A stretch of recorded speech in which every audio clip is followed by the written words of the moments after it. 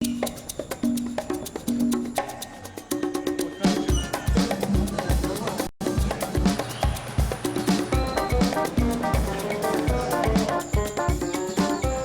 Jaguars, livestock killers, destined to a life behind bars in a third world zoo. That's what we had to start with.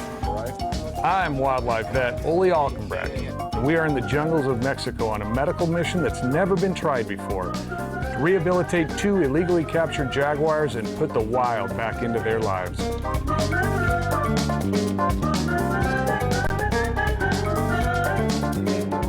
Our first destination is the Chetumal Zoo in the state of Quintana Roo in southern Mexico. The zoo is still recovering from the devastating effects of Hurricane Dean in 2007, but it's now the temporary home to these two rare jaguars.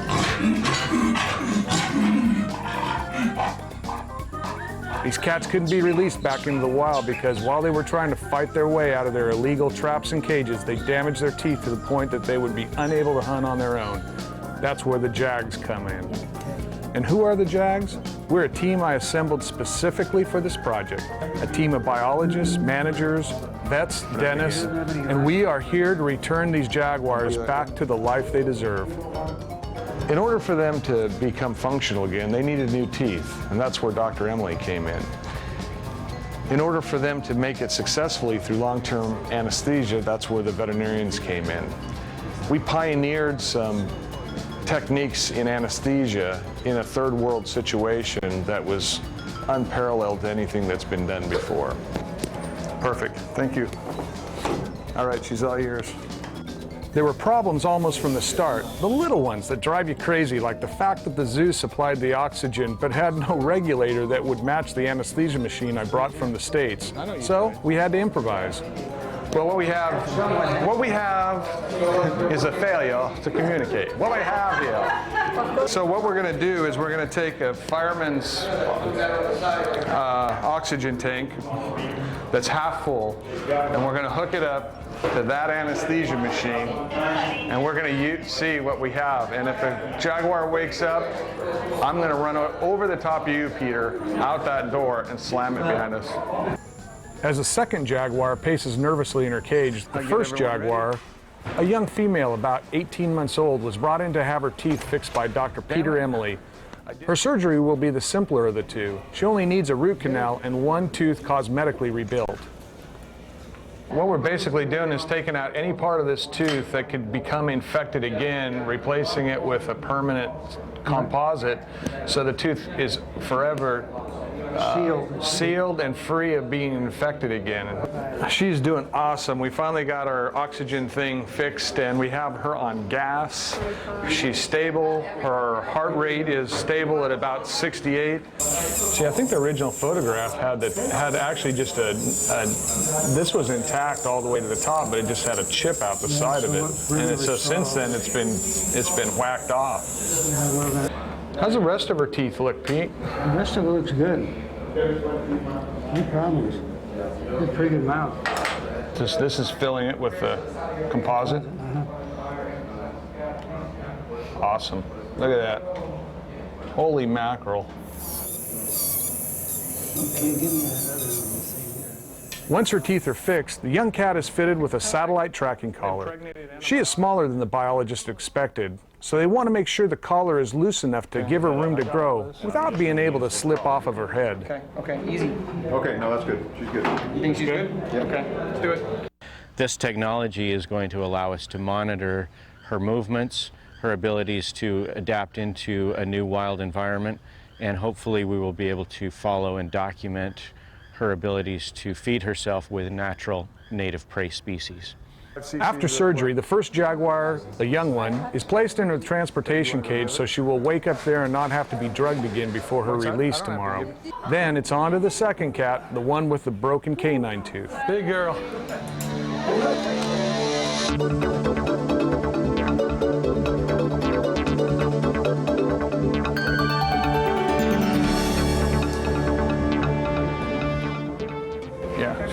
He's causing her pain, a little surgical stimulation.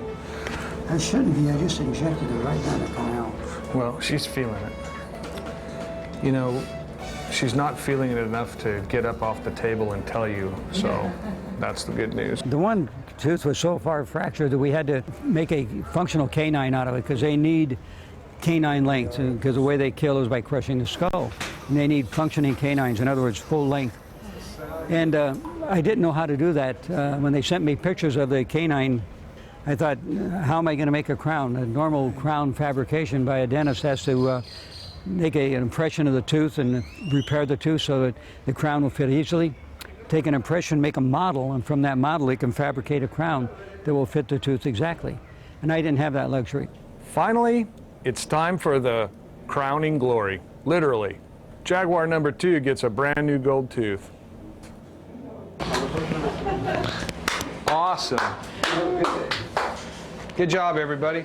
The Jaguar's transport boxes were placed in an air-conditioned office to keep them comfortable and reduce the stress on them when they wake up.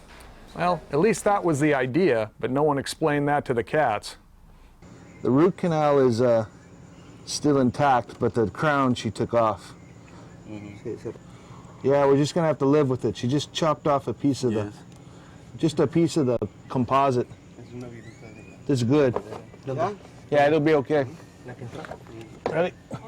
Finally, the last leg of their journey to freedom is underway, but they won't be allowed to quietly slip into the jungle. I'll give it to you. These releases are the first of their kind in Mexico and elsewhere, and they are generating a lot of excitement and interest from the media, high government officials, and many others, including us.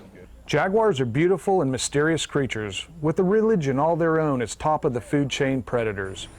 And because of those qualities, they haven't always suffered the best fate at the hands of man. But hopefully, today is a chance to help repair some of that damage.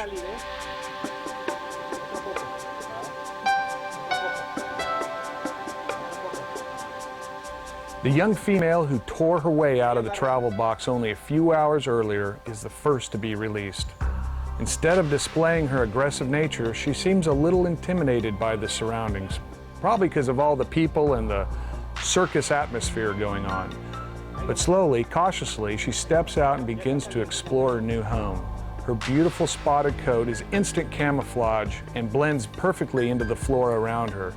We get a few precious moments to share with her in a place she hasn't seen for a year, and then she's gone, back to the life she was meant to live.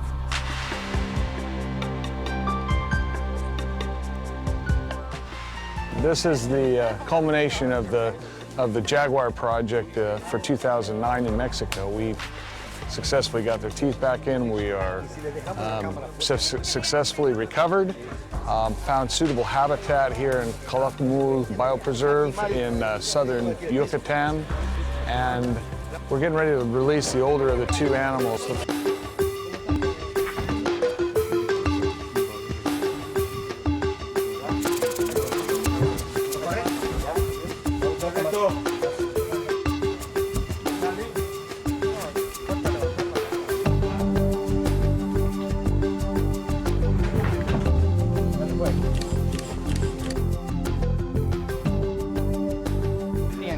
She's right.